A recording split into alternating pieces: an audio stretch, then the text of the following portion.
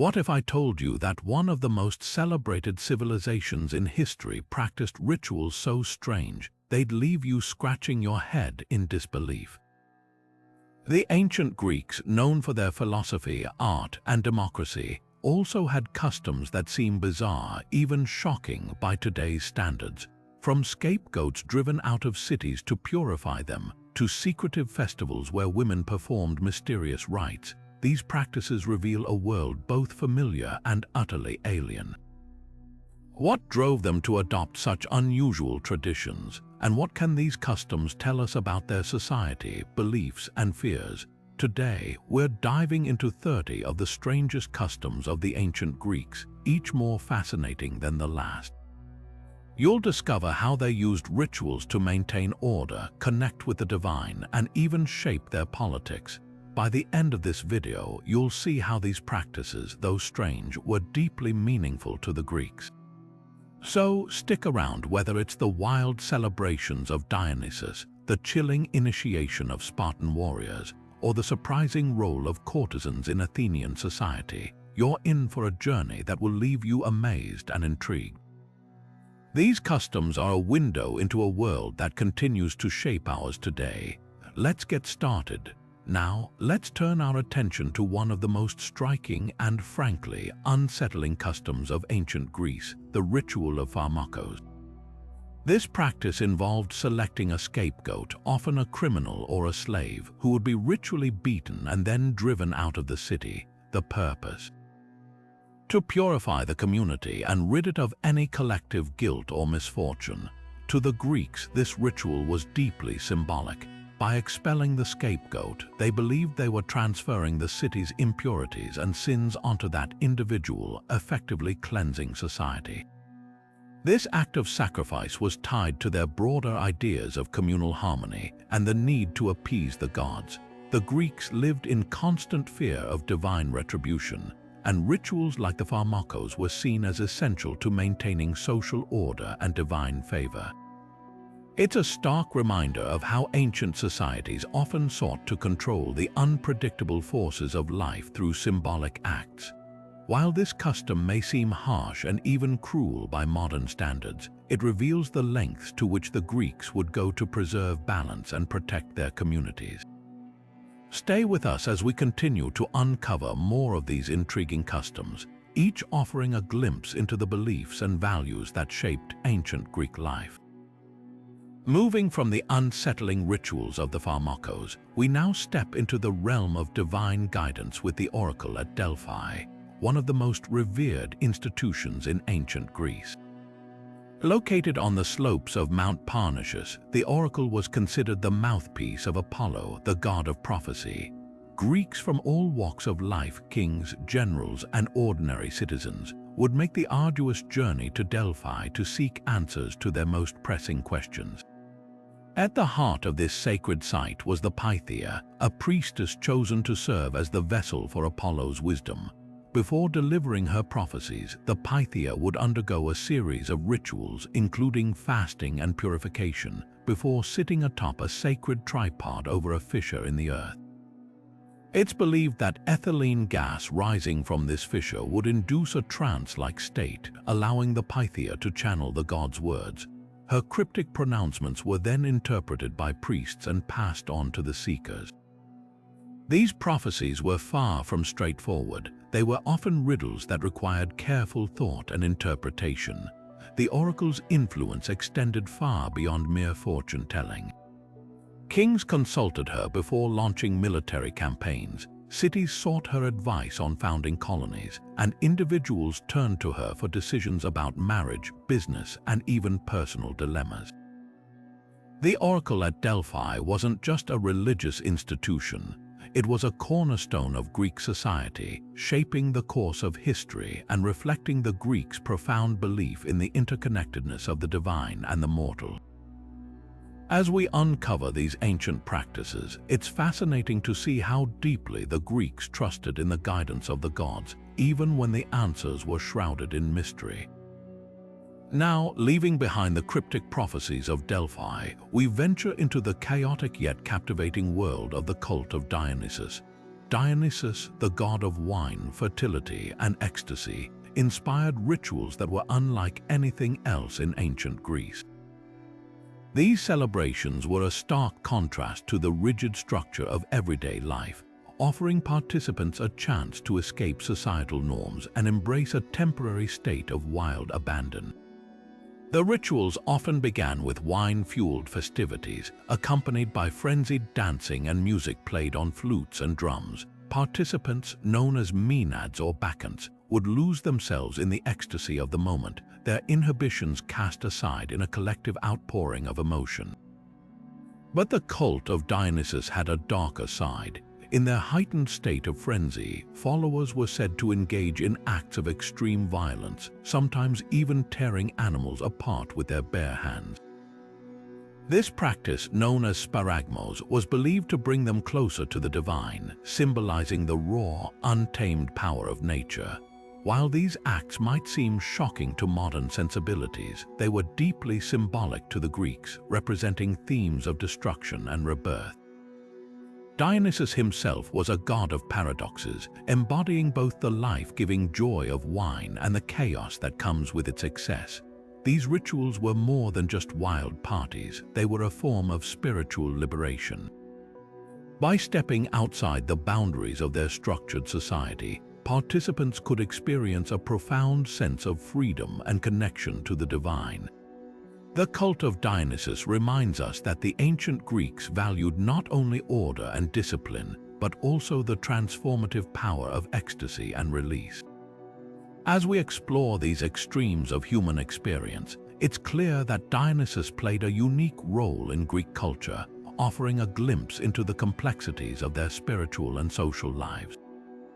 Next, we'll delve into the secretive and brutal practices of the Spartan Krypteia, a custom that sheds light on the harsh realities of life in ancient Sparta. Moving from the wild ecstasy of Dionysian rituals, we now step into the disciplined yet ruthless world of Sparta, where the practice of the Krypteia reveals a darker side of ancient Greek society. The Krypteia was a secretive initiation ritual designed for young Spartan men, marking their transition into adulthood. Selected for their physical prowess and loyalty, these youths were sent into the countryside with a chilling mission to spy on and kill the Helots, the enslaved population that sustained Spartan society. This gruesome custom was not just a test of courage, but a calculated strategy to maintain Sparta's dominance and instill fear among the Helots. The purpose of the Krypteia was twofold. First, it served as a brutal training ground for Spartan youth, preparing them for the rigors of military life. Second, it functioned as a tool of terror, ensuring the Helots remained subservient and deterred from rebellion.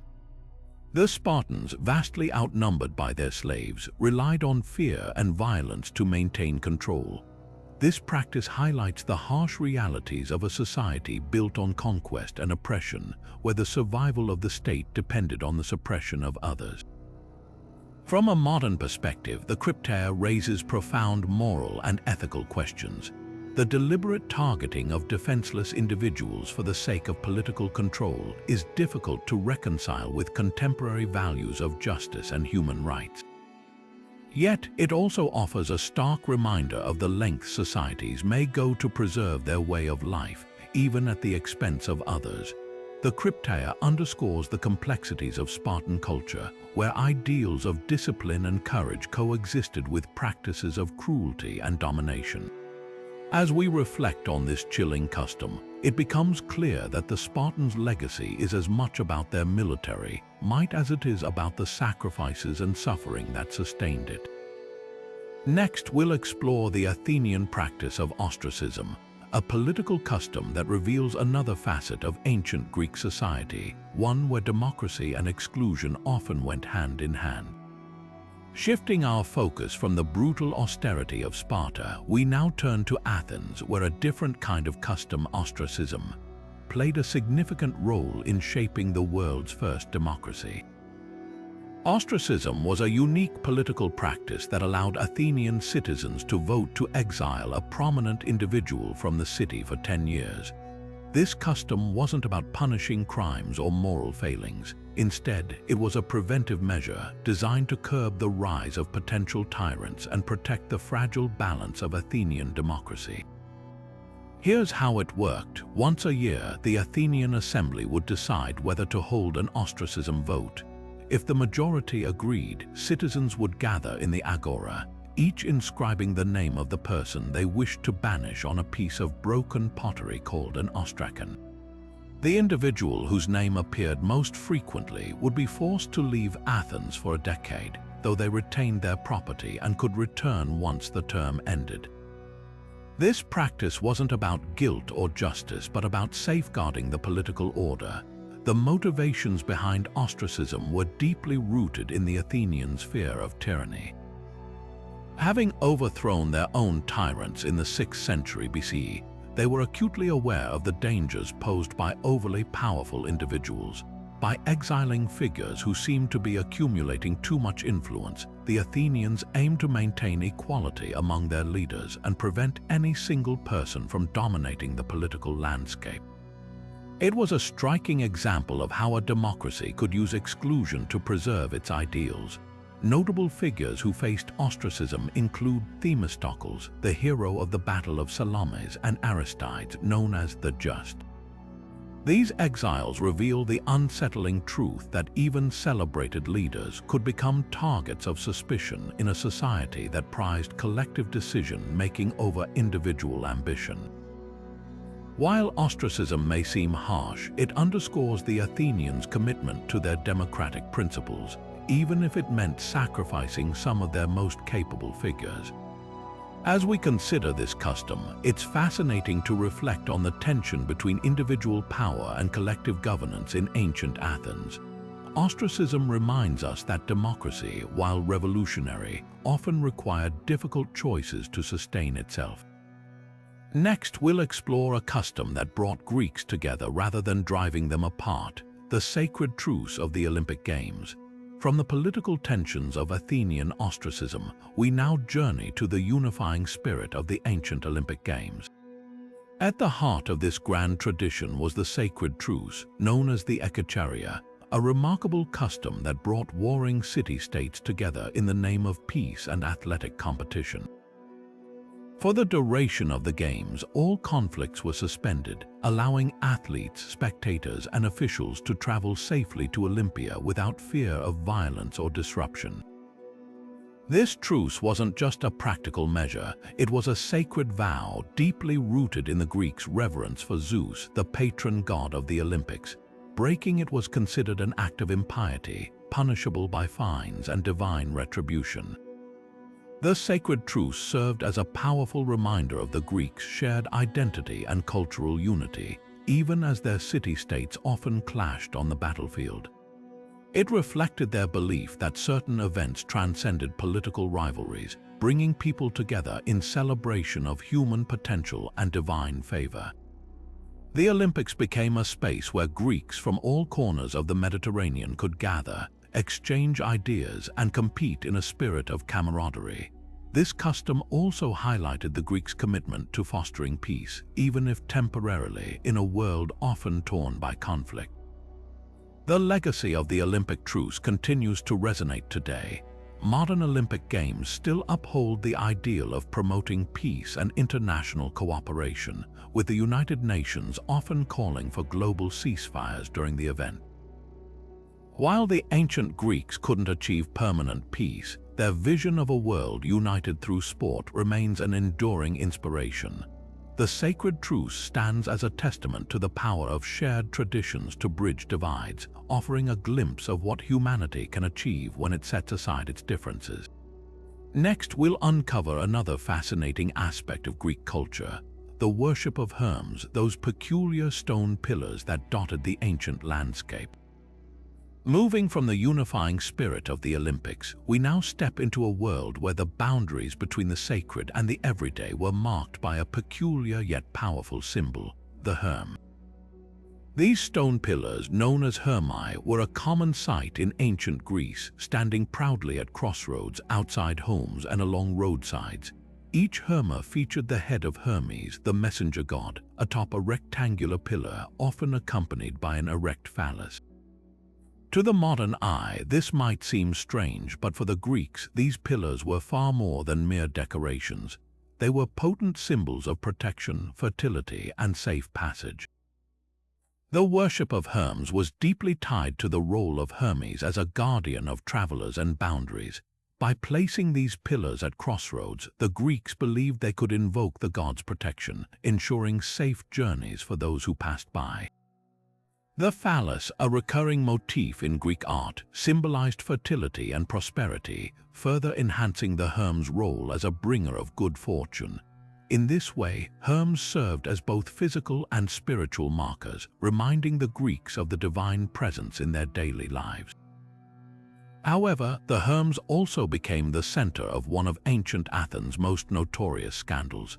In the year 415 BC, on the eve of a major military expedition to Sicily, the city awoke to find that nearly all the Hermes had been mutilated, their faces and phalluses shattered.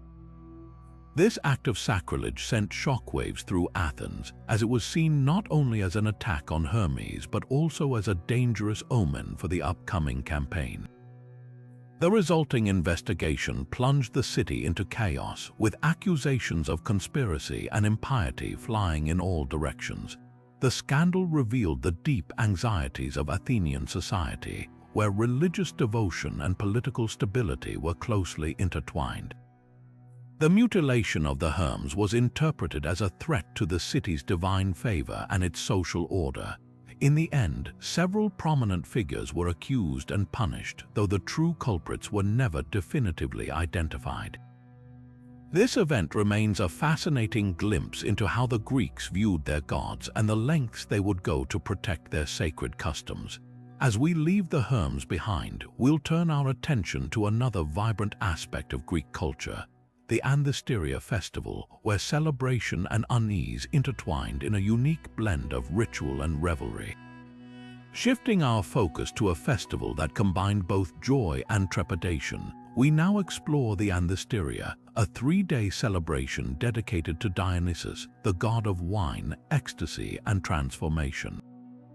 This festival, held in late winter, was a time of unrestrained revelry, yet it also carried an undercurrent of solemnity, as the Greeks believed the dead walked among the living during these days. The Anthesteria began with the opening of new wine jars, a ritual that symbolized the arrival of spring and the renewal of life. Athenians of all ages participated in drinking contests where the goal was to consume as much wine as possible in honor of Dionysus. These festivities were marked by laughter, music, and dancing, creating an atmosphere of communal joy. However, the celebration was not without its darker undertones. The second day of the festival, known as Chose, was particularly significant. On this day, the Greeks believed the souls of the dead returned to the earth. To placate these spirits, households performed rituals offering food and drink to the deceased. The doors were smeared with pitch, a protective measure to keep the wandering spirits at bay. This blend of celebration and caution reflected the Greeks' complex relationship with death and the afterlife, as they sought to honor both Dionysus and their ancestors. The final day, called Chitroi, was a more somber occasion. Families prepared a pot of grains and vegetables, offering it to the dead as a symbol of remembrance and respect. This day emphasized the festival's dual nature, celebrating life while acknowledging the inevitability of death. Through these rituals, the Anthesteria reinforced the Greeks' understanding of the cyclical nature of existence, where joy and sorrow, life and death were intertwined. The Anthesteria was more than just a festival. It was a profound expression of Greek religious thought, blending the exuberance of Dionysian worship with the reverence for the dead. As we move forward, we'll uncover another intriguing custom that reveals even more about the complexities of ancient Greek society. Turning our attention to another fascinating aspect of ancient Greek life, we now explore the role of hetairai, a unique class of women who held a distinctive place in society. Unlike ordinary prostitutes, heterae were highly educated and skilled in conversation, music, and the arts, making them sought-after companions for wealthy Greek men. Their influence extended beyond mere entertainment, as they often provided advice and intellectual engagement, earning them a level of respect and social mobility that was rare for women in ancient Greece. Heterae were not confined to the same societal restrictions as married women or other female citizens. While most women in ancient Greece led lives largely centered around the home, heterae enjoyed a degree of independence and could participate in male-dominated social gatherings such as symposia. These drinking parties were spaces for philosophical debate, political discussion, and cultural exchange, and heterae played a key role in shaping these conversations. Their presence added a layer of sophistication and charm to these events, making them indispensable to the social elite. The distinction between heterae and ordinary prostitutes was significant. Prostitutes, often enslaved or of low status, were viewed as purely transactional figures. In contrast, heterae were celebrated for their intellect, wit, and artistic talents. Some heterae even amassed considerable wealth and influence, with a few becoming well-known figures in their own right. This social mobility was a rarity in a society that generally limited women's roles to the domestic sphere. Through the lens of heterae, we can better understand the complex cultural and sexual dynamics of ancient Greek society. These women navigated a world of rigid gender norms with remarkable skill, carving out a space where they could exercise agency and influence. Their story offers a glimpse into the nuanced interplay between power, gender, and social status in the ancient world. As we continue, we'll uncover yet another intriguing custom that sheds light on the multifaceted nature of Greek culture. Moving forward, we delve into a deeply unsettling yet significant aspect of ancient Greek society, the practice of exposure. This controversial custom involved leaving unwanted infants, often girls or those with disabilities, exposed to the elements, effectively abandoning them to fate. While shocking by today's standards, this practice was rooted in the economic and social realities of ancient Greece, where survival often depended on harsh decisions. In a society where resources were limited, families sometimes felt compelled to prioritize the well-being of the household by reducing the number of dependents. Male children were typically preferred as they could contribute to the family's labor, carry on the family name, and support their parents in old age. Girls, on the other hand, were seen as a financial burden due to the dowries required for marriage.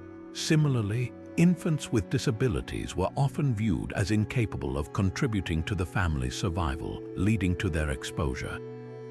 The moral implications of this practice are stark, reflecting the harsh realities of a world where survival often took precedence over compassion. Exposure was not an isolated act of cruelty, but a socially sanctioned practice that highlighted the Greeks' pragmatic approach to family planning. It also underscores the lack of a social safety net, as families bore the full responsibility of raising children without the support of broader societal structures. This custom also reveals the Greeks' broader attitudes toward life and death. In a world where infant mortality was high and survival was uncertain, the act of exposure was seen as a way to control population growth and ensure the stability of the family unit. While it may seem brutal to modern sensibilities, it was viewed by the Greeks as a necessary, if tragic, measure in their struggle for survival. As we reflect on this practice, it's essential to consider the cultural and historical context in which it occurred. The practice of exposure not only sheds light on the economic pressures faced by ancient Greek families, but also offers a window into their values and priorities. It serves as a sobering reminder of how different societies navigate the challenges of survival and morality. Let's continue this journey as we uncover even more surprising aspects of ancient Greek life. Now, let's turn our attention to a fascinating and somewhat mysterious aspect of ancient Greek culture, the Thesmophoria festival. unlike many other Greek rituals, this was an exclusively women-only event dedicated to the goddesses Demeter and Persephone. Held annually, the festival was a time for women to step away from their usual domestic roles and take part in sacred rites that celebrated fertility and the cycles of nature. The Thesmophoria lasted 3 days and involved a series of elaborate rituals. Women would fast, make offerings, and participate in ceremonies designed to ensure the fertility of both the land and themselves. One of the most striking aspects of the festival was the use of piglet remains. Piglets, considered symbols of fertility, were sacrificed, and their remains were placed in pits called megara. After being left to decay, these remains were later retrieved and mixed with seeds to be sown in the fields, symbolizing the renewal of life and the hope for a bountiful harvest. This festival was not just about agriculture, it was deeply tied to the roles of women in Greek society. In a world where women's lives were often confined to the household, the Thesmophoria provided a rare opportunity for them to gather, assert their religious authority, and connect with one another outside the scrutiny of men. It was a space where women could express their collective power and spirituality, even if only temporarily. The secrecy surrounding the Thesmophoria added to its mystique. Men were strictly forbidden from participating or even observing, and the details of the rituals were closely guarded. This exclusivity gave women a sense of autonomy and importance in a society that often marginalized them. The festival also reinforced the connection between women and the natural world, as they played a central role in ensuring the fertility and prosperity of their communities. Through the Thesmophoria, we see how ancient Greek women navigated their roles in a male-dominated society, using religious practices to carve out spaces of influence and solidarity. This festival highlights the complex interplay between gender, religion, and culture, offering us a glimpse into the lives of women who found ways to assert their significance despite societal constraints. Next, we'll explore another intriguing custom that sheds light on the spiritual lives of the ancient Greeks.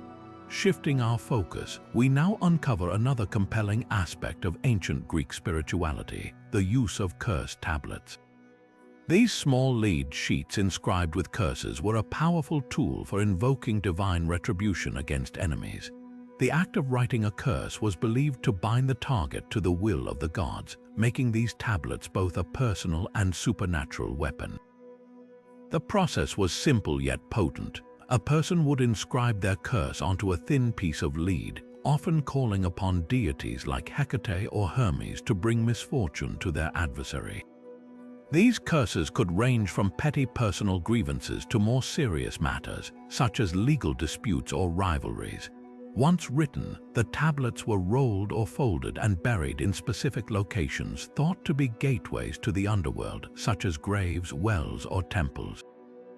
The belief in the power of written words was central to this practice. The ancient Greeks saw writing as a way to communicate directly with the divine, making cursed tablets a form of magical communication. The permanence of the lead and the act of burying it symbolized the curse's irreversible nature, ensuring it would take effect. Archaeologists have uncovered numerous examples of these tablets, shedding light on the anxieties and conflicts of everyday life in ancient Greece. Some curses targeted rivals in love, while others sought to ruin competitors in business or politics. One particularly striking example involves a curse aimed at a charioteer, hoping to ensure his defeat in an upcoming race.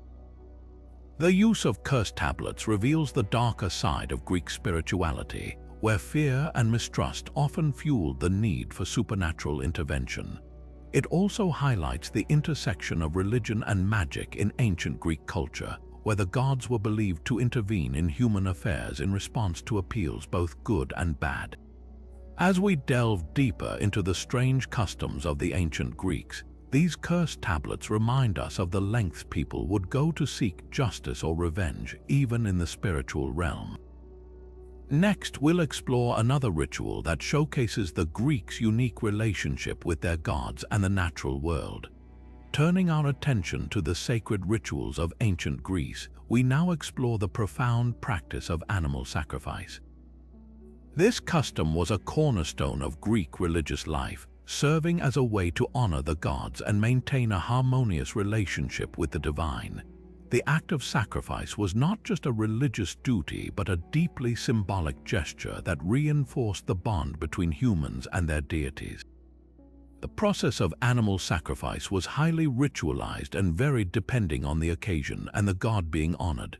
Typically, an unblemished animal, often a sheep, goat, or ox, was selected for the offering. The animal was adorned with garlands and led to the altar in a solemn procession. Before the sacrifice, participants would purify their hands with water and sprinkle grain or barley over the animal, symbolizing the connection between the earth and the divine. The moment of sacrifice was both dramatic and sacred. The priest or officiant would cut the animal's throat, allowing the blood to flow onto the altar as an offering to the gods. This act was believed to release the animal's life force, which the gods would accept as a gift. Following the sacrifice, the animal's entrails were examined for omens, providing insights into the god's will or the success of the ritual. But the significance of animal sacrifice extended beyond the spiritual realm. The meat from the sacrificed animal was carefully divided among the participants, with specific portions reserved for the gods, the priests, and the community. This division of meat fostered a sense of unity and shared purpose as everyone partook in the blessings of the sacrifice. Large-scale sacrifices, often held during festivals or public events, also had economic implications as they provided an opportunity to distribute food and resources among the population. Symbolically, animal sacrifice represented the Greeks' understanding of their place in the world. By offering something of value, a living creature, they acknowledged their dependence on the gods and sought to maintain their favor. This practice also reflected the cyclical nature of life and death, emphasizing the interconnectedness of all living things. As we delve further into the customs of ancient Greece, the ritual of animal sacrifice stands as a testament to the intricate ways in which religion, community, and daily life were intertwined. Next, we'll uncover another fascinating aspect of Greek spirituality that highlights their innovative approach to the divine. Shifting our focus to the spiritual tapestry of ancient Greece, we now examine their remarkable habit of adopting foreign gods into their pantheon. This custom reveals not only the Greeks' openness to new ideas, but also their ability to blend diverse religious traditions into their own. Among the deities they embraced were Isis, the Egyptian goddess of magic and motherhood, and Cybele, the Anatolian mother goddess associated with fertility and nature. The Greeks were known for their syncretic approach to religion, meaning they often combined elements of different beliefs and practices to create a cohesive spiritual framework. This adaptability allowed them to integrate foreign gods seamlessly into their existing pantheon, giving these deities Greek names and attributes. For example, Isis was sometimes identified with Demeter, the Greek goddess of agriculture, while Cybele was linked to Re, the mother of the Olympian gods. This practice of adopting foreign gods was not just a spiritual endeavor, it was also a reflection of the cultural exchanges that flourished in the ancient Mediterranean world. As Greek traders, soldiers, and settlers traveled to distant lands, they encountered new religious ideas and brought them back home. These interactions enriched Greek culture and created a shared spiritual landscape that transcended national boundaries. The incorporation of foreign deities also highlights the Greeks' pragmatic approach to religion. By welcoming these gods, they sought to harness their powers and ensure their favor in matters of health, prosperity, and protection. This openness to foreign influences demonstrates the Greeks' willingness to adapt and evolve, even in matters as deeply rooted as faith. The adoption of foreign gods also had broader implications for Greek society. It fostered a sense of cosmopolitanism, as Greeks recognized the value of other cultures and their contributions to the spiritual world. This custom underscores the interconnectedness of ancient civilizations and the enduring legacy of cultural exchange. As we continue to explore the customs of ancient Greece, this practice of integrating foreign gods stands as a testament to their innovative and inclusive approach to spirituality. Next, we'll delve into another intriguing aspect of Greek life that shaped their social and familial structures. Now turning our attention to the realm of family and social structures, we encounter the custom of prostates in ancient Greek marriages. In this practice, a prostate or male guardian played a central role in arranging marriages for women. Typically, this guardian was the father or another close male relative who had the authority to choose a suitable husband for the woman. This custom highlights the limited agency women had in deciding their own futures, as their marriages were often arranged without their direct input. Marriage in ancient Greece was not just a personal union but a social and economic institution. The prostates would consider factors such as family status, wealth, and political alliances when selecting a spouse. For women, marriage was seen as a transition from one guardian to another, from their father to their husband. This practice reinforced the idea that women were dependent on men for protection and decision-making throughout their lives. The role of the prostates also reflects broader gender roles in Greek society. Women were expected to be dutiful wives and mothers, focusing on managing the household and raising children. Their primary value was tied to their ability to produce heirs and maintain the family lineage. This lack of autonomy in marriage underscores the patriarchal nature of Greek society, where men held the power and women's roles were largely confined to the domestic sphere. Interestingly, this custom also had implications for the social order. By arranging marriages, the prostates ensured that alliances between families were strengthened and social hierarchies were maintained. Marriage was a tool for political and economic stability, with women often serving as the link between families. While this practice may seem restrictive by modern standards, it was a deeply ingrained part of Greek culture that shaped the dynamics of both family and society. As we examine this custom, it becomes clear that the role of the prostates in marriage was more than a tradition. It was a reflection of the values and power structures of ancient Greece. Next, we'll explore another practice that reveals the ingenuity and complexity of Greek culture as we uncover the use of astragaloi in divination and games. Moving into the realm of both play and prophecy, the ancient Greeks turned to a surprising tool for divination, the astragaloi or knuckle bones. These small bones, typically from sheep or goats, were used not only in games but also as a means to seek guidance from the gods. The practice of using astragaloi for divination reveals how the Greeks blended everyday activities with their deep spiritual beliefs. In games, astragaloi functioned much like dice, with players tossing them and interpreting the outcome based on how they landed. Each side of the bone had a different value, and the combinations determined success or failure in the game. This simple yet engaging form of entertainment was a favorite pastime for both children and adults, offering a glimpse into the lighter side of Greek life. However, the use of astragaloi extended beyond mere amusement. When consulted for divination, these bones became a bridge between the mortal and the divine. Practitioners would cast the astragaloi and interpret their patterns as messages from the gods, seeking answers to questions about the future, personal decisions, or even the will of the gods themselves. This practice highlights the Greeks' belief in the interconnectedness of the physical and spiritual worlds, where even a humble object like a knuckle bone could carry divine significance. The cultural importance of this custom cannot be overstated. Divination was a central aspect of Greek daily life, offering a way to navigate uncertainty and make sense of the world. By using astragaloi, the Greeks combined practicality with spirituality, turning a common object into a tool for both entertainment and introspection. This dual purpose underscores the ingenuity of Greek culture, where even the simplest elements could hold profound meaning. As we reflect on this practice, it's fascinating to see how the Greeks found ways to integrate their spiritual beliefs into everyday activities. Next, we'll delve into one of the most revered and mysterious rituals of ancient Greece, the Eleusinian Mysteries, and discover how it promised initiates a better afterlife. Shifting our focus to one of the most enigmatic and enduring traditions of ancient Greece, we uncover the Eleusinian Mysteries. This sacred initiation ceremony, held in honor of the goddesses Demeter and Persephone, was one of the most revered religious practices in the Greek world.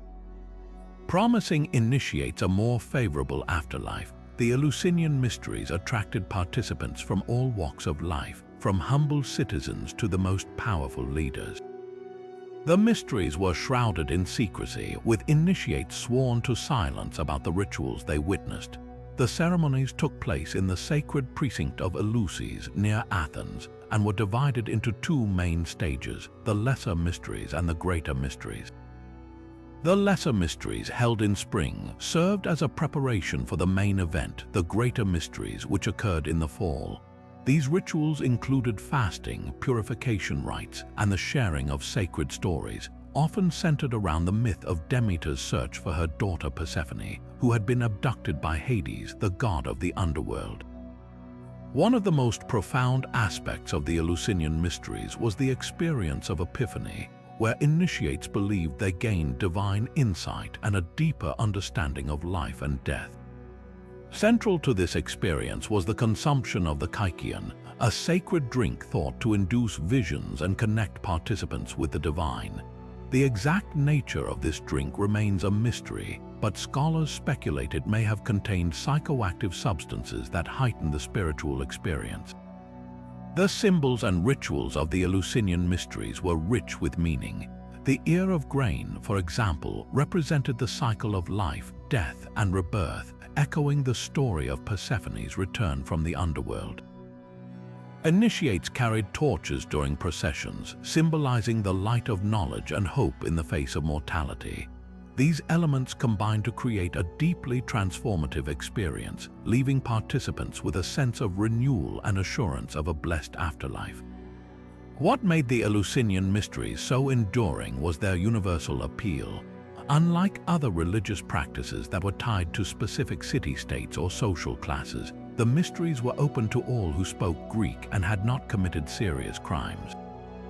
This inclusivity, combined with the profound personal impact of the rituals, ensured their survival for over 1,000 years. As we consider the legacy of the Eleusinian Mysteries, it's remarkable how they provided solace and meaning to countless individuals in the ancient world. Next, we'll explore another fascinating aspect of Greek culture, the institution of the symposium, where philosophy, politics, and poetry flowed as freely as the wine. Moving from the sacred to the social, we now delve into the institution of the symposium, a cornerstone of Greek cultural and intellectual life. These gatherings were far more than just drinking parties. They were vibrant forums for conversation, creativity, and camaraderie. Hosted in private homes, symposia were exclusive affairs, attended primarily by men who came together to share ideas, debate pressing issues, and enjoy the finer pleasures of life. The symposium began with a shared meal, but the true heart of the event was the drinking that followed. Wine, diluted with water to moderation, was served from a large communal bowl called a crater.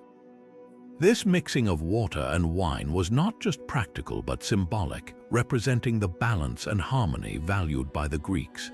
Participants reclined on couches, engaging in lively discussions that ranged from philosophy and politics to poetry and love. Entertainment played a key role in these gatherings. Musicians, dancers, and acrobats often performed, adding to the festive atmosphere. Poets recited their works, and guests were encouraged to contribute their own verses or thoughts. A symposium master, or symposiarch, was appointed to oversee the event, ensuring the wine flowed steadily and the conversation remained engaging. What made the symposium truly unique was its ability to blend intellectual rigor with social bonding. These gatherings were spaces where friendships were forged, alliances were made, and ideas were exchanged freely. Great thinkers like Plato and Xenophon immortalized the symposium in their writings, capturing the essence of these events as both cultural and philosophical institutions. Symposia also played a significant role in shaping Greek identity. They reinforced the values of education, eloquence, and community, while providing a platform for men to showcase their wit and wisdom. In many ways, the symposium was a microcosm of Greek society, reflecting its ideals and aspirations. As we reflect on the symposium's enduring legacy, it's fascinating to see how these gatherings laid the groundwork for later traditions of intellectual and social exchange. Next, we'll explore another intriguing custom, the use of kylikes, the iconic drinking cups that added both function and flair to these celebrated events. Turning our attention to the tools of the trade, the kylix was far more than just a drinking cup. It was a cultural icon of ancient Greek society. These shallow vessels, with their wide mouths and elegant handles, were a staple at symposia, adding both practicality and artistry to the occasion. What made the kylix truly remarkable was its intricate decoration, often featuring scenes that ranged from playful and humorous to deeply symbolic and even erotic. The use of kylikes in symposia wasn't just about aesthetics, it was a reflection of the Greeks' love for storytelling and symbolism. As guests reclined with their cups, the images on the kylix would come to life as the wine was consumed, revealing new details with each sip. Imagine the delight of a drinker discovering a mischievous satyr or a mythological scene as they drained their cup. These designs weren't merely decorative, they sparked conversation, laughter, and even philosophical reflection. Beyond their role in symposia, kylix were also a canvas for Greek artistry. Potters and painters took great pride in their craftsmanship, creating cups that were both functional and visually stunning. The scenes depicted on kylix often mirrored themes from Greek mythology, daily life, or the symposium itself, offering a glimpse into the values and humor of the time. For instance, scenes of Dionysus, the god of wine, were common, reinforcing the connection between the god and the drinking rituals. The cultural significance of the kylix extended beyond the symposium. These cups were often used as prizes in competitions or as offerings in religious ceremonies, highlighting their importance in both public and private life. In a society that prized beauty and meaning, the kylix was a perfect blend of art and utility. As we explore the world of the kylix, it's clear that these vessels were more than just containers for wine. They were windows into the Greek psyche, reflecting their creativity, humor, and love for the finer things in life. Next, we'll delve into another fascinating custom that blurred the lines between religion and daily life, the sacred prostitution of Corinth. Moving into the realm of rituals that intertwine the sacred and the sensual, we arrive at the practice of temple prostitution in Corinth. At the heart of this custom were the hierodules, women who served in the temple of Aphrodite, the goddess of love and beauty. This practice, deeply rooted in religious devotion, was believed to honor Aphrodite and ensure her favor over the city. Pilgrims and worshippers would visit the temple, often seeking divine blessings through acts that blurred the line between the spiritual and the physical. The economic implications of this custom were significant. Corinth, a bustling trade hub, attracted visitors from across the Mediterranean, many of whom participated in these rituals. The temple's activities not only brought in wealth but also cemented Corinth's reputation as a center of worship and commerce. For the hierodules, their role was both sacred and socially complex. While they were bound to the temple, some achieved a degree of status and influence, challenging the rigid hierarchies of Greek society. Ancient sources paint a vivid, if sometimes conflicting, picture of this practice. Some writers described it as a widespread and integral part of Corinthian life, while others questioned its scale and significance. Modern historians continue to debate the extent of temple prostitution, with some arguing that its prominence may have been exaggerated in later accounts. What remains clear, however, is its cultural and religious resonance in ancient Greece. the sacred prostitution of Corinth invites us to consider the intersection of faith, economy, and societal norms. Was it a form of spiritual devotion, a commercial enterprise, or a blend of both? As we reflect on this custom, it reveals the multifaceted ways in which the ancient Greeks navigated their relationship with the divine and each other. Next, we'll explore another intriguing ritual deeply tied to Greek mythology, the practice of infant baptism in the river Styx. Turning our attention to the realm of myth and legend, we encounter the fascinating practice of infant baptism in the river Styx.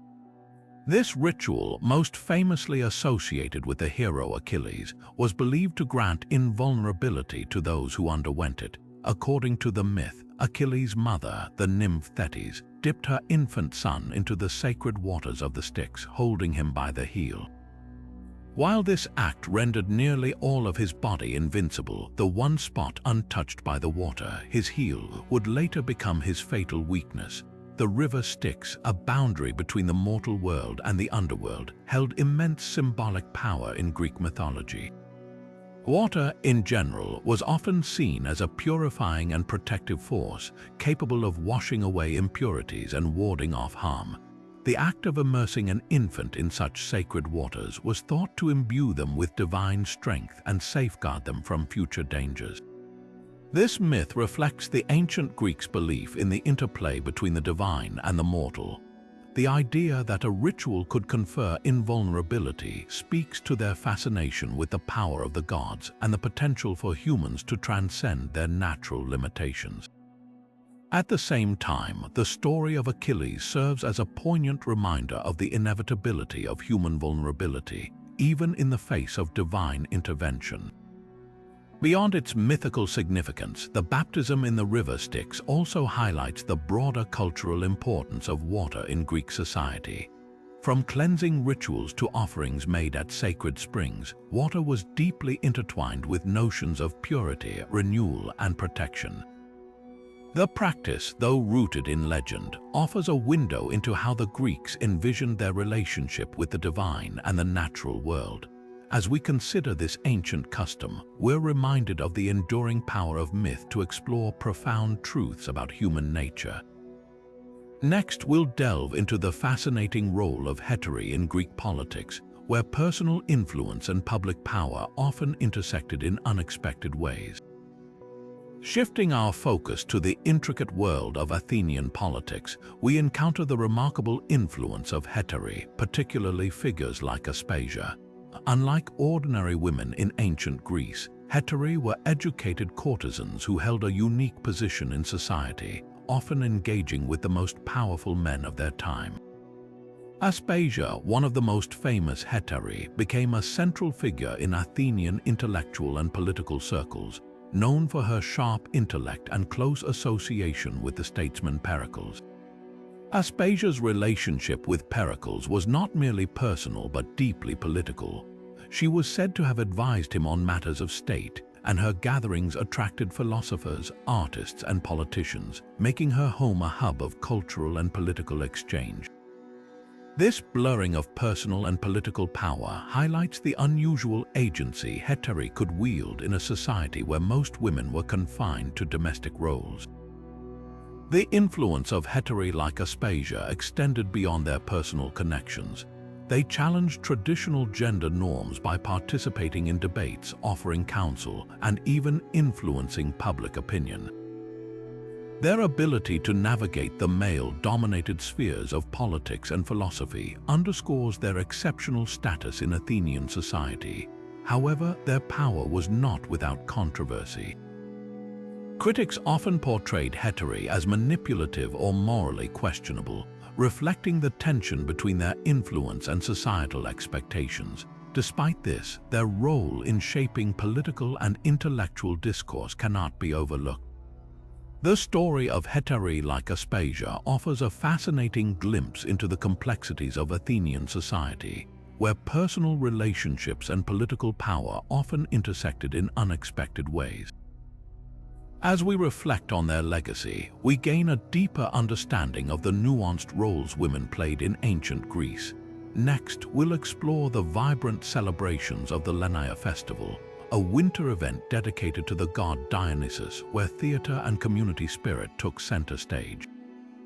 Moving into the realm of winter celebrations, the Lenaya festival stands out as one of ancient Greece's most vibrant and communal events. Dedicated to Dionysus, the god of wine, theater, and ecstasy, this festival was a time of joy, creativity, and unity. Held in the month of Gamaliel, roughly corresponding to January, the Lenaya brought Athenians together to honor Dionysus through theatrical performances, processions, and communal rituals. Theater played a central role in the Lenaya, with playwrights competing to present their tragedies and comedies to eager audiences.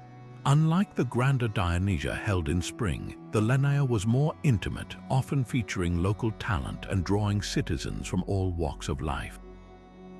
These performances were not just entertainment, but also a way to explore complex themes of human nature, morality, and the divine, reflecting the Greeks' deep connection to storytelling as a form of cultural expression. Processions were another key element of the festival, with participants carrying symbolic objects like phalloi and masks, representing Dionysus' dual nature as both a bringer of joy and a figure of transformation. These processions were lively and often accompanied by music, dancing, and revelry, creating an atmosphere of celebration and shared identity. The Lenaya also had a strong religious undertone, as it was believed to ensure a fruitful year ahead. By honoring Dionysus, the Greeks sought his blessings for fertility, both in the fields and in their personal lives. The blend of merriment and solemnity during the festival highlights the Greeks' ability to find meaning in both joy and reflection. Beyond its religious and cultural significance, the Lenaya fostered a sense of community. It was a time when social hierarchies were temporarily set aside, and people from different backgrounds came together to celebrate their shared humanity. This spirit of inclusivity and unity remains one of the festival's most enduring legacies. As we consider the Lenaya, we see how it encapsulated the essence of Greek culture, celebrating the arts, honoring the gods, and strengthening communal bonds. Next, we'll uncover the fascinating belief in the healing powers of Hermes Caduceus, a symbol that continues to resonate in modern medicine. Turning our attention to the realm of ancient Greek medicine, we find the iconic symbol of Hermes Caduceus, a staff entwined with two snakes. This powerful emblem, often associated with healing and health, holds a fascinating place in Greek mythology and medical practices.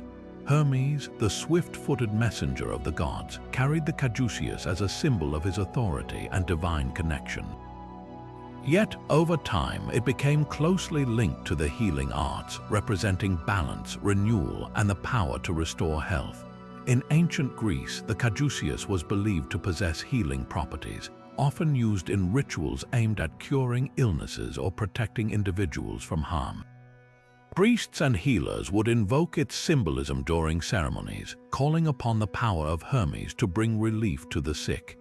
The intertwining snakes were thought to represent harmony and the duality of life and death, sickness and health, reflecting the Greeks' understanding of medicine as a practice that restored equilibrium to the body and spirit. The origins of the caduceus are deeply rooted in mythology. One legend tells of Hermes using the staff to separate two fighting snakes, which then coiled around it in perfect balance. This act symbolized peace and reconciliation, qualities that were later associated with healing. Another story links the caduceus to Asclepius, the god of medicine, whose own staff with a single snake became a separate but related symbol of healing. Over time, these two symbols intertwined in meaning, though they remained distinct in their representations. The legacy of the caduceus extends far beyond ancient Greece. Today, it is widely recognized as a symbol of medicine, particularly in the United States, where it appears on medical emblems, insignia, and logos. Its enduring presence speaks to the universal appeal of its imagery and the timeless connection between healing and the balance it represents. However, it's worth noting that the caduceus is sometimes confused with Asclepius' staff, which lacks wings and features only one snake. Despite this, both symbols continue to inspire and remind us of the ancient roots of modern medicine. As we reflect on the caduceus, we see how a simple staff with coiled snakes became a lasting symbol of healing, bridging the gap between the divine and the human. Next, we'll explore another intriguing custom, the practice of tossing apples as a gesture of love, a ritual that reveals the romantic side of ancient Greek culture. Moving into the realm of ancient Greek romance, we encounter a charming and somewhat playful custom, the practice of tossing apples as a gesture of love. In a culture rich with myths and rituals, this simple act carried deep symbolic meaning, particularly in the context of courtship and affection. In ancient Greece, throwing an apple at someone was far from an act of aggression. Instead, it was a bold yet tender way to express romantic interest. The apple, with its round shape and vibrant color, became a symbol of desire and beauty, making it the perfect medium for such declarations. This practice was especially linked to Aphrodite, the goddess of love and beauty, who was often depicted holding an apple or associated with this fruit in various myths. The symbolism of apples in Greek mythology stretches back to the famous tale of the golden apple of discord, which sparked the events leading to the Trojan War. In this story, the apple represented not only desire but also competition and allure. However, in the context of courtship, the apple took on a more positive and intimate meaning. It became a token of affection, a way for someone to signal their feelings without the need for words. This custom also reflected the playful and indirect nature of ancient Greek courtship rituals. Young men and women often communicated their interest through subtle gestures, and tossing an apple was one such method. It allowed individuals to express their feelings in a way that was both bold and discreet, leaving the recipient to interpret the gesture as they wished. If the apple was caught or returned, it could signify mutual interest, while ignoring it might suggest rejection. The influence of this practice extended beyond individual interactions, shaping the broader culture of romance in ancient Greece. Apples became a recurring motif in love poetry and art, symbolizing not just physical beauty but also the sweetness of affection. This custom highlights the importance of symbolism and ritual in expressing emotions, offering a glimpse into the delicate and nuanced ways the ancient Greeks navigated matters of the heart.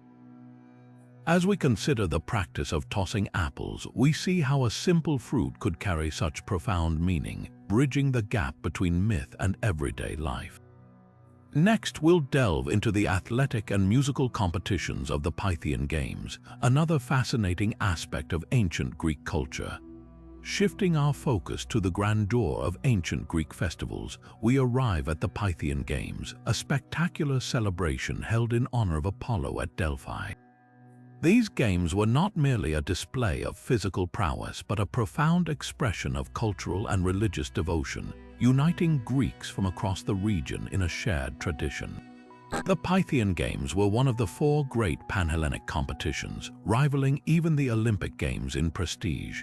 Held every 4 years, they featured a blend of athletic contests and musical competitions, reflecting Apollo's dual role as the god of both the arts and physical excellence.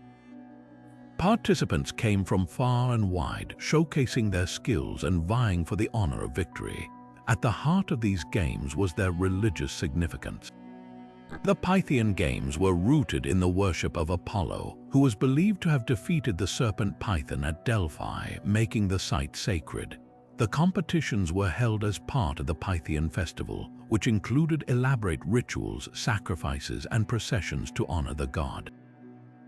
Winning at the Pythian Games was seen as a divine favor, and victors were celebrated as heroes in their hometowns, often receiving lifelong privileges and honors. Beyond their religious aspect, the Games played a crucial role in fostering Pan-Hellenic unity. At a time when Greek city-states were often divided by rivalry and conflict, the Pythian Games provided a rare opportunity for cooperation and shared identity. Athletes, musicians, and spectators from different regions gathered at Delphi, setting aside their differences to celebrate their common heritage. The games became a symbol of Greek pride and a reminder of the cultural bonds that transcended political boundaries. The preparation for the Pythian Games was as rigorous as it was in the Olympics. Athletes trained for years, adhering to strict diets and exercise regimens to achieve peak performance. Musicians and poets also dedicated themselves to perfecting their craft, knowing that victory would bring immense prestige. The competition was fierce, but the dedication of the participants underscored the importance of these games in ancient Greek society. The Pythian Games left a lasting legacy, influencing not only Greek culture but also the broader traditions of athletic and artistic competitions.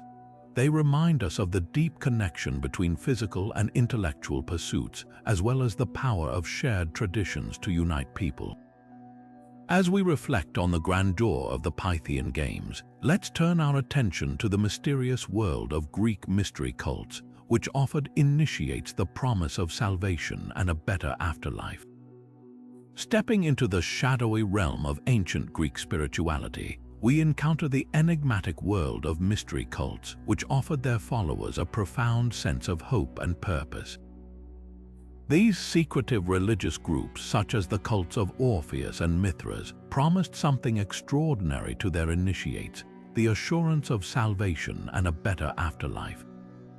In a society where the concept of the afterlife was often uncertain and fraught with dread, this promise was deeply compelling. Mystery cults were distinguished by their emphasis on personal transformation and enlightenment. Unlike the public rituals of mainstream Greek religion, these cults operated in secrecy, with initiation ceremonies shrouded in mystery. To join, one had to undergo a series of rites, often involving purification, symbolic death, and rebirth. These rituals were designed to prepare the soul for its journey beyond the mortal world, offering a sense of spiritual renewal and protection in the afterlife. The cult of Orpheus, for example, drew on the myth of the musician Orpheus, who descended into the underworld in a futile attempt to reclaim his beloved Eurydice. Followers of this cult believed in the soul's immortality and its eventual liberation from the cycle of death and rebirth. They adhered to strict ethical codes and practiced vegetarianism, aiming to live in harmony with the divine.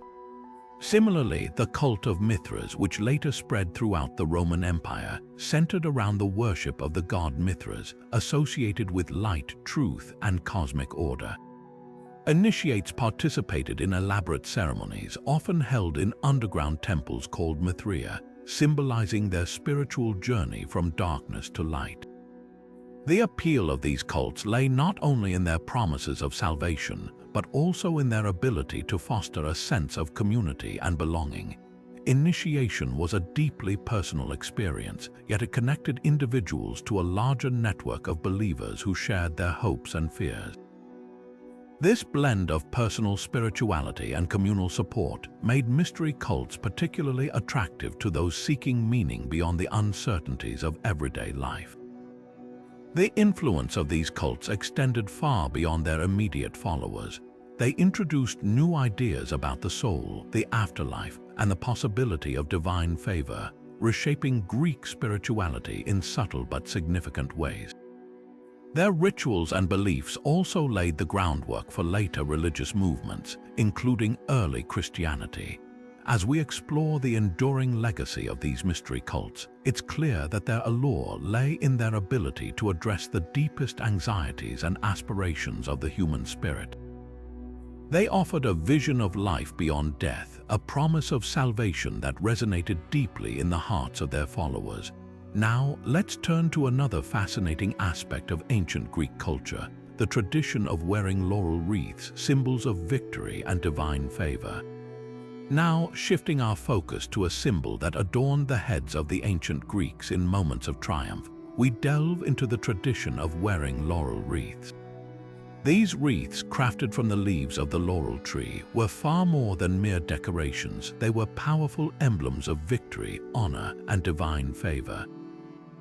Worn by athletes, poets, and military leaders alike, laurel wreaths became a universal sign of excellence and achievement. In athletic competitions, particularly the ancient Olympic Games, laurel wreaths were the ultimate prize. Unlike today's gold medals, these wreaths symbolized not just physical prowess but also the blessings of the gods. Victorious athletes were crowned with laurel, a gesture that marked their success as a divine gift and elevated them to a status of near-heroic reverence.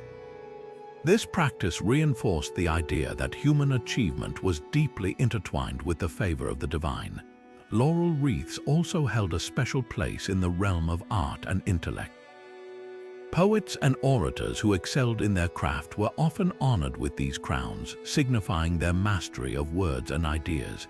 The association between laurels and poetic inspiration can be traced back to Apollo, the god of music, poetry, and prophecy. According to myth, Apollo himself wore a laurel wreath, which became a symbol of his artistic and prophetic powers. By wearing these wreaths, poets and thinkers aligned themselves with the god's creative energy, claiming a share of his divine inspiration. In military triumphs, laurel wreaths were awarded to generals and soldiers who achieved outstanding victories in battle. These crowns not only celebrated military success, but also underscored the belief that such victories were granted by the gods. The laurel wreath thus became a tangible link between human effort and divine will, reminding the wearer and the broader community of the sacred nature of their accomplishments. The connection between laurels and Apollo is central to understanding their cultural significance. The myth of Daphne, who was transformed into a laurel tree to escape Apollo's pursuit, further cemented the laurel's association with the god. In his grief, Apollo declared the laurel his sacred tree, and its leaves became a symbol of eternal glory and protection. This myth imbued the laurel wreath with layers of meaning, from resilience and transformation to the eternal pursuit of excellence. As we reflect on the practice of wearing laurel wreaths, it's clear that this tradition was more than a cultural ornament. It was a profound expression of the Greek ideals of achievement, honor, and divine connection. The laurel's enduring legacy reminds us of the timeless human desire to be recognized for greatness, not just by our peers but by the forces that shape our destiny. Up next, we'll explore the grandeur of the Panathenaic Games, a festival that celebrated Athenian pride and unity in honor of the goddess Athena. Turning our attention to one of ancient Athens' most celebrated events, the Panathenaic Games stood as a grand festival dedicated to the city's patron goddess Athena. Held every 4 years, this event was not just a showcase of athletic prowess, but a vibrant expression of Athenian identity and unity. The festival brought together citizens from all walks of life, reinforcing their shared pride in their city and its divine protector. The Panathenaic Games were a dazzling spectacle of competition and ceremony. Athletic contests ranged from foot races and wrestling to chariot racing, drawing competitors from across the Greek world. These events were more than mere entertainment. They were a testament to the values of strength, skill, and perseverance that Athenians held dear. Winners were celebrated not just for their physical abilities, but for embodying the ideals of their city. At the heart of the festival was the grand procession, a vivid demonstration of Athenian devotion to Athena. Citizens marched through the city carrying a sacred peplos, a finely woven robe, to adorn the statue of the goddess in the Parthenon. This ritual symbolized the bond between the people and their deity, blending religious reverence with civic pride. The procession also included musicians, dancers, and animal sacrifices, creating a rich tapestry of sound, movement, and ritual. One of the most unique aspects of the Panathenaic Games was the prize awarded to victors, olive oil stored in intricately decorated amphorae. These amphorae, often painted with scenes of athletic contests or the goddess Athena, were both practical and symbolic. Olive oil was a highly valuable commodity in ancient Greece, used for cooking, lighting, and religious offerings. By gifting it to the winners, the Athenians elevated these prizes to a status beyond mere material wealth, transforming them into tokens of honor and divine favor. The cultural significance of the Panathinaike Games extended far beyond the festival itself. It was a powerful reminder of Athens' prominence in the Greek world, showcasing its wealth, artistry, and devotion to Athena. The games also served as a unifying force, bringing together Athenians of different backgrounds to celebrate their shared heritage. As we reflect on the grandeur of the Panathinaike Games, it's clear that this festival was more than an annual event. It was a cornerstone of Athenian life.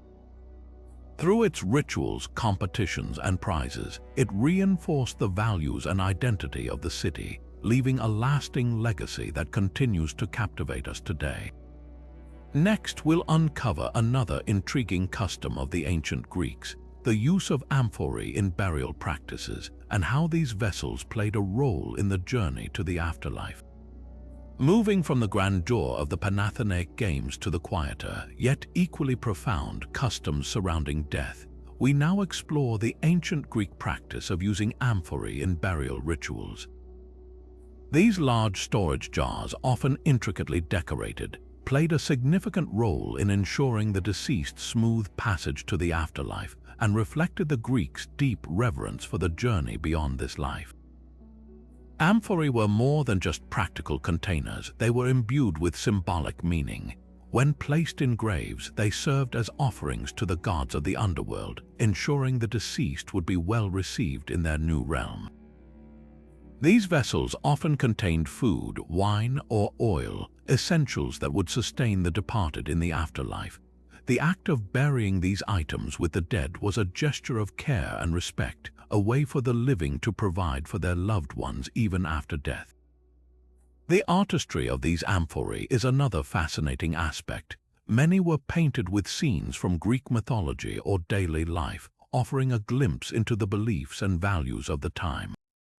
Some depicted heroic tales, while others showed quieter moments, like a woman weaving or a man tending to his fields.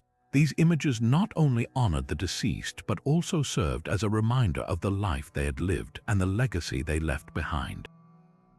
Inscriptions on the amphorae often included the name of the deceased, prayers for their safe journey, or dedications from family members.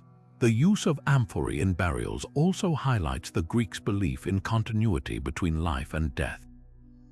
Just as these vessels were essential in daily life for storing and transporting goods, they were equally vital in the afterlife.